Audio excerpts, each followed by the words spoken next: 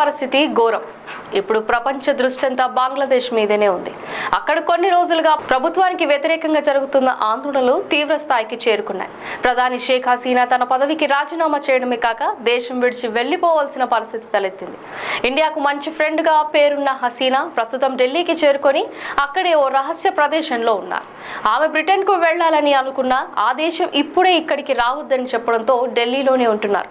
హసీనా తండ్రి బంగ్లా జాతిపితగా పేరున్న ముజీబుర్ రెహమాన్ ప్రధానిగా ఉండిన ప్రవేశపెట్టిన స్వతంత్ర సమర యోధుల రిజర్వేషన్లు ఇప్పటికీ కొనసాగుతుంది. బంగ్లా స్వతంత్ర ఉద్యమంలో పాల్గొన్న వారి మనవాళ్లకు కూడా రిజర్వేషన్లు ఇవ్వాలని చూడడం యువతలో ఆగ్రహానికి కారణమైంది. దీని మీద కొన్ని నెలల కిందట మొదలైన అల్లర్లు ఇప్పుడు తీవ్ర స్థాయికి చేరుకున్నాయి. ఓవైపు పాకిస్తాన్, మరోవైపు అమెరికా ప్రతిపక్షాలకు పరోక్షంగా అండగా నిలుస్తూ అల్లర్లు తీవ్ర స్థాయికి చేరుకునేందుకు కారణం కావడంతో హసీనా తప్పుకోక తప్పలేదు. అయితే రిజర్వేషన్ల అంశంలో హసీనా తీరు వివాదాస్పదం కావచ్చు, కానీ ఆమెకు పాలకురాలిగా మంచి పేరుంది. తన హయాంలో బంగ్లాదేశ్ ఎంతో అభివృద్ధి చెందింది. సెక్యులర్ వాదిగా పేరున్న హసీనా హయాంలో బంగ్లాలో అన్ని మతాల వాళ్ళు, ముఖ్యంగా హిందువులు సురక్షితంగా ఉన్నారు.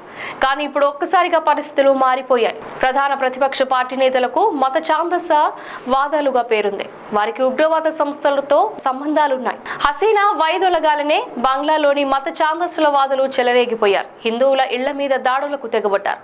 ఇళ్లకు వెళ్లి ఇళ్ల నుండి వెళ్లిపోవాలని గొడవ చేయడం, ఇళ్లను తగలబెట్టడం, ధ్వంసం చేయడం లాంటివి చేశారు.